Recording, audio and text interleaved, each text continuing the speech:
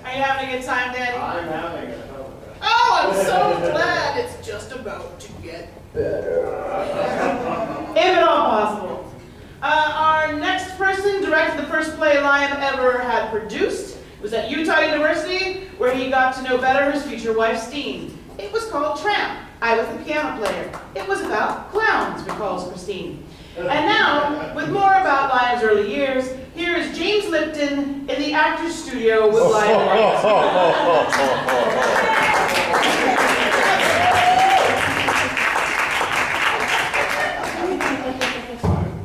Are you on? I'm always on. Would you like this one? I like that. Take that one. Thank you. Thank you. Bye-bye. Hello, Lion. Hello, Mr. Lipton. Well, we have a budget about as close as we can get. All right. Lion White.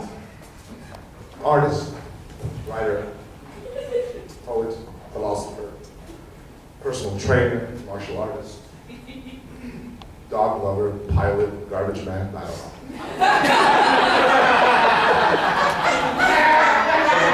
know. So many things. It all began 40 years ago, 1972. Where were you born? I was born in Arcadia, California, actually. I have no memory of Arcadia. It's probably a good thing. You were born to two parents. Yes. Love the way that works out, yes. And what did your parents do? My dad is a Vietnam veteran who, since losing a leg after Vietnam, has worked for the Veterans Administration as a benefits administrator. My mother, during my time growing up, was a stay-at-home mom for most of that time, but also spent a lot of time working in costumes at our community theater. And also, she spent some time as a real estate agent. But yeah, that's... And of course, that brings us to you. Logically, you grew up around costumes and theater, so you chose a life of the theater. Well, actually, when I was a young kid, my mother didn't do a lot of that sort of work, so I don't know when it was that I finally glommed onto it. I think it was when I realized that all of the things I wanted to be didn't actually exist, except on stage or in movies. It was like, I wanted to be Han Solo for like, I was like, so what's the intergalactic smuggler market looking like? And I realized that didn't exist. Or, when I found out that archaeologists didn't really get to like chase after treasures and dodge flying darts. I think I kind of looked into, there were other things that I wanted to do, and so I did a lot of writing. But then I think it's similar to a lot of other actor stories. Tried out for a couple of plays in school, got in, had an experience. What was your first show? Well, there was one where I played George Washington crossing the Delaware. But the first one I'm actually going to count was my 8th grade English teacher, who pretty much ran the only thing that qualified as a drama program at my middle school, thought for some reason that a great idea for a play for middle school kids to do would be Inherit the Wind. And so I played the Clarence Darrow character, Henry Drummond, in Inherit the Wind when I was 13. And I think that was when I got bit, as they say. Now we skip ahead. Yes. Nothing really happened in those other formative years. So we skip ahead to college. Okay. And you picked Southern Utah University for theater studies. God, why?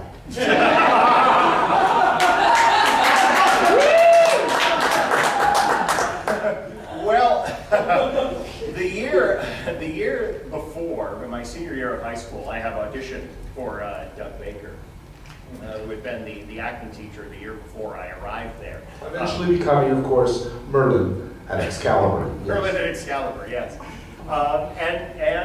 They had an incredible facility. I was interested in working on those stages. In some ways I don't know. I mean, he talked a lot of game about a scholarship, but that sort of evaporated when he left. But by that time, it seemed like a place to go. They had a good program for it. They had good teachers. So I went, and that's where I studied. Now it was, of course, during this time where you met a person that is, of course, here tonight, someone that would influence the rest of your life, mold who you become. That's me. That's and really, I credit a lot of you being here in this situation with me. We did a lot of questions together, notably the School for Wives.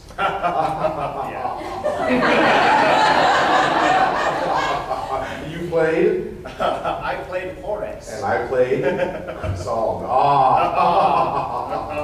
But I was an ingenue back in those days. you were. The locks were just adorable, yes. It was also this time when you started to explore more of your writing, and you indeed wrote a play called Tramp. Now, what was the motivation for Tramp?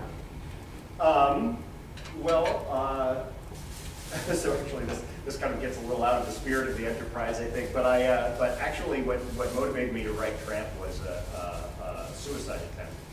When I was 20, I had taken about a bottle and a half of over-the-counter sleeping pills, and then fell asleep, woke up really heavy-limbed, and then in a panic, and called an ex-girlfriend who took me to the hospital, and they pumped my stomach.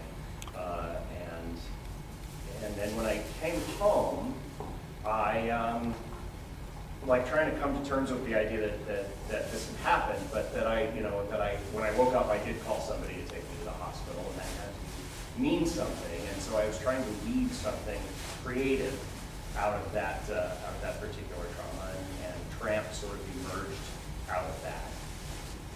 And indeed, it was quite a deep emotional play for you. I don't know if it reads very deep now, but at the time it came from a very deep place. Well, the most important thing is on the stage of Southern Utah University, I believe it was the first time anybody ever said, "Fuck you." So that's really what's possible.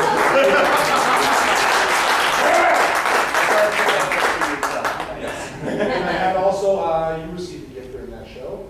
You met someone else in the course of that show, besides our wonderful Amanda, who is here, a good friend. You met someone else even more so. Well, I certainly came to know someone a little bit better. I had met Christine Shaw a little bit earlier on, but during the course of that show, we actually started to become very close. I still think that has something to do with her having been a psych major, and so the play, and the play being sort of a glimpse into my psyche at that time. It was an interesting object to her, and actually talking to me and getting to know me during that time had an experimental element, but we definitely became closer during the course of that process. And you stayed together. You eventually ended up here in Seattle, and continued obviously in the theater, where you played a variety of roles. Actually, the number of leads you played is quite staggering. Actually, let's see: Mosca, Bottom, Edmund, Edward, Bill, Titus, Anthony. And then the Marquis de Sade. Now, these are all, for someone like you who is usually quiet and reserved. How do you feel about having so many, I guess, juicy leads? Well, I love it, of course. There's never enough juice. There's never enough juice. Obviously, I've been thrilled. I'm glad somebody gave me a hoop for the Marquis de Sade, because I would love to play the Marquis de Sade in every show, actually.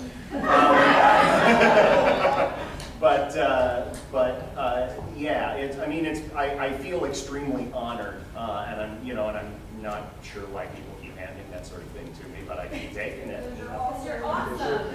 Yes, you're awesome. Yes. Now, with awesomeness and with celebrity, there does come controversy. And you have had, as a celebrity, you have had your share of, tabloid style controversy here. So when I say, tell me what you think. The first thing that comes to your mind when I say Christmas lights, a rack of beer, and a trapeze swing.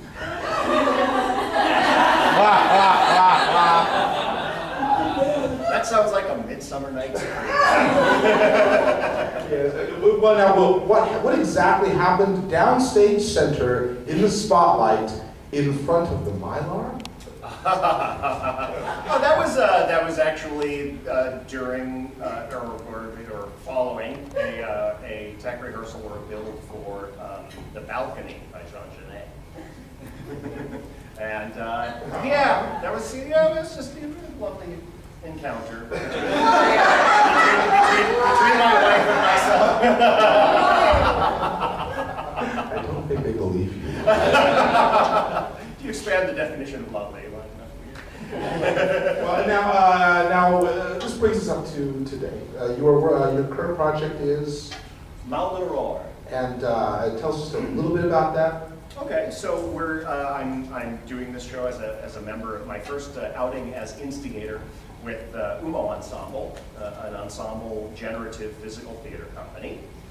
And Mal de Roar itself is based on a book published in 1870 that sort of foreshadows surrealism, and without really telling a clean narrative story, follows the various exploits, escapades, and hallucinations of a scarred, shape-shifting misanthrope who's declared war on God and man. So it's a comedy? So it's a comedy. It is, actually. In Oklahoma, yes. Yeah, and I mean, it's a really exciting project. I'm working with Andre Sanabria, a brilliant composer who's helping us with kind of an abrasive electronic soundtrack, but we're also mixing it with musical theater and cabaret elements and children's songs and live metallic percussion, and using elements of acrobalance and touching on elements of clown and buffoon, kind of creating a new kind of creature that we're calling a zoomorph, which is sort of a shape-shifting physical presence that can drop into animal character. Kind of a weekend kind of project. Yeah, sure. So it is a sexual position. It is. There's several. Well, so just to begin to wrap things up here, just a few quick, simple questions. Your favorite role? Marquis de Sade. Your least favorite role? I played Willem in Larry Shoes the Nerd when my first summer stock job. It was just woeful miscasting. I was, yeah. The one role you wish you'd have gotten?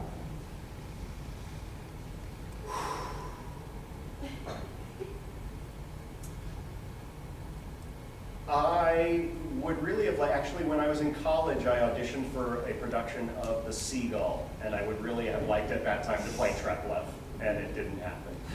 What's your favorite writing project? Mal de Roar right now. Now, when you type in your name to Wikipedia, when you look up your name on Wikipedia, it actually says, and I quote, "Did you mean Lynn White?"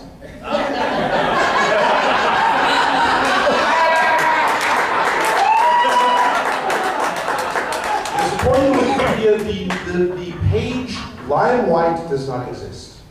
You can ask for it to be created. If we were to create the page of Lion White, what is it that you would like said? Yeah.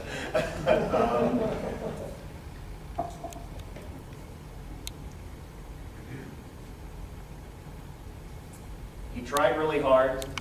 He started a lot of fires. And so far, he still seems to be here. That's good.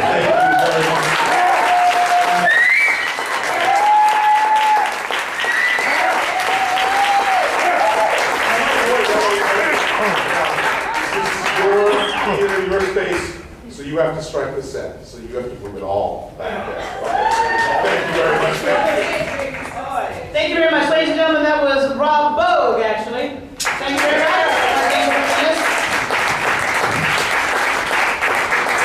And next up, I'm just going to take this moment to watch live in action because it is one of my favorite things to do, even silently. Two at once, look at him. all the bulging muscles and shapely buttocks of Lion White. Well